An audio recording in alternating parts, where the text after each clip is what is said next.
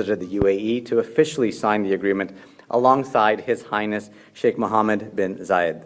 That visit unlocked investment opportunities and close to $70 billion commitments from our friends in the UAE. And not too long ago, we tasked our negotiators to work on a free trade agreement. The conflict in the Middle East delayed the start of those negotiations, but we were determined to get this done, and today we are here to tell you all that we got it done.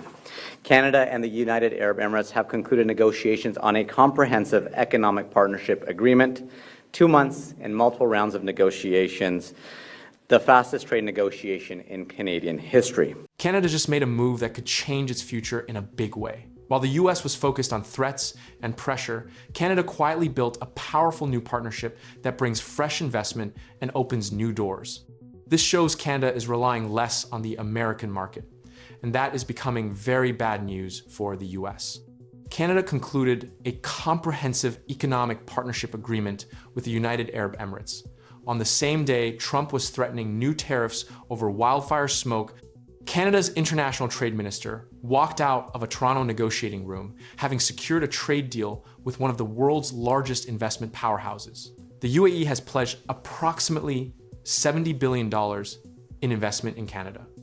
And this agreement is one of more than 20 Canada has signed while systematically reducing its dependence on the American market.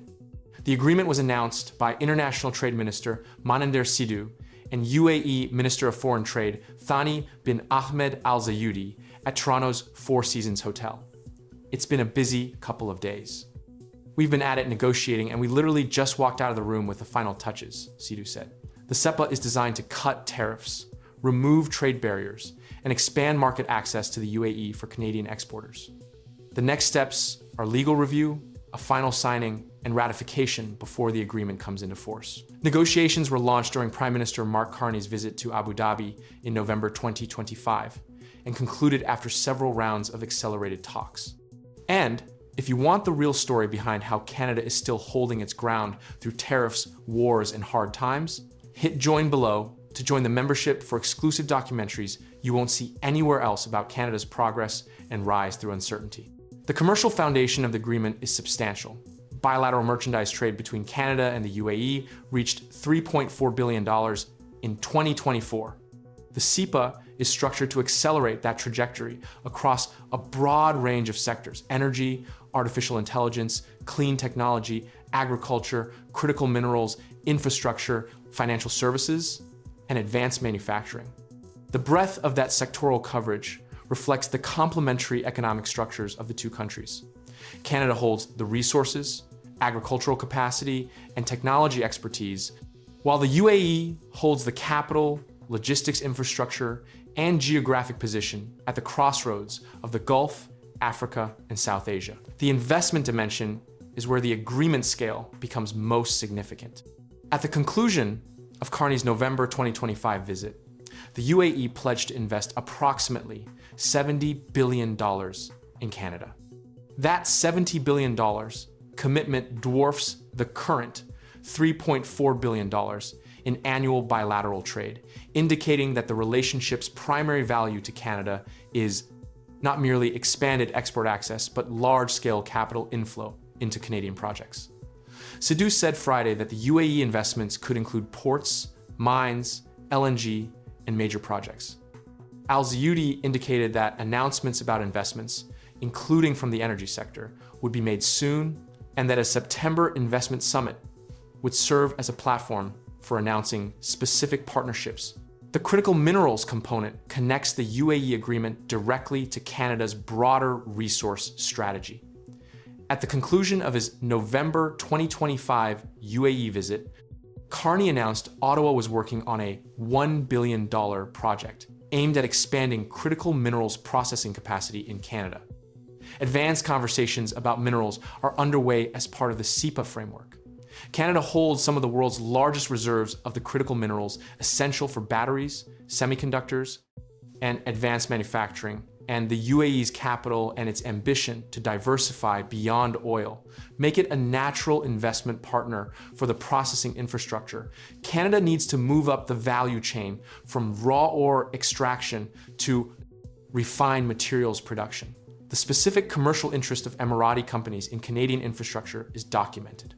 Global logistics giant DP World, one of the world's largest port operators, headquartered in Dubai, is exploring new investments in Canada. DP World already operates terminal facilities at several Canadian ports. Expanded DP World investment would connect Canada's Pacific and Atlantic port infrastructure to the UAE's global logistics network, providing Canadian exporters improved access to the markets DP World serves across the Gulf, South Asia, and Africa. That port connectivity is the physical infrastructure that makes the trade diversification the CEPA envisions commercially practical. The Middle East conflict that delayed the start of the UAE negotiations is part of the agreement's timeline. Sidhu noted that while the conflict in the region delayed the beginning of talks, his team was determined to reach an agreement. The Iran conflict that disrupted Strait of Hormuz shipping in 2026 created regional instability that complicated the negotiating environment, but the two governments prioritized completing agreement despite those conditions, reflecting the strategic importance both placed on the partnership. There is documented criticism of Canada's diversification approach that a balanced account requires noting. The Globe and Mail characterized Carney's UAE engagement as reflecting a values-free foreign policy, raising ethical concerns about the governance records of some of the foreign governments Canada is partnering with. Critics also question whether agreements of this scale offer meaningful economic diversification given the magnitude of Canada's dependence on the American market. Canada sends approximately 70% of its exports to the United States, and a $3.4 billion UAE trade relationship remains a fraction of the more than $900 billion Canada-US relationship.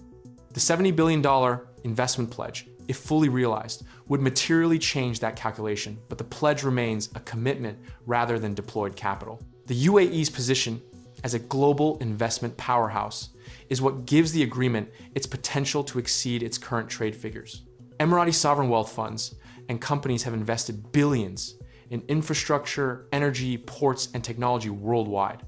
The UAE's ambition under its own economic diversification programs to build partnerships that reduce its dependence on oil revenue aligns with Canada's ambition to reduce its dependence on the American market.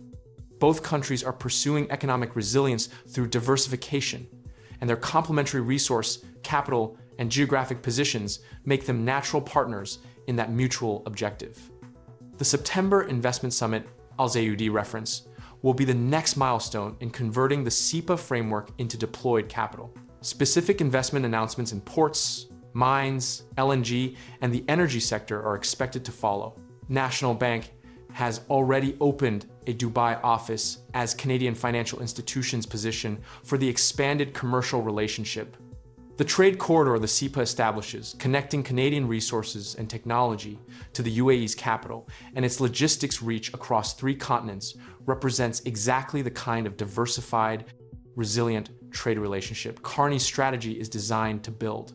Concluded the same week Washington escalated its tariffs, it demonstrates that Canada's response to American pressure runs through negotiating rooms in Toronto and Abu Dhabi as much as through the trade talks with the United States.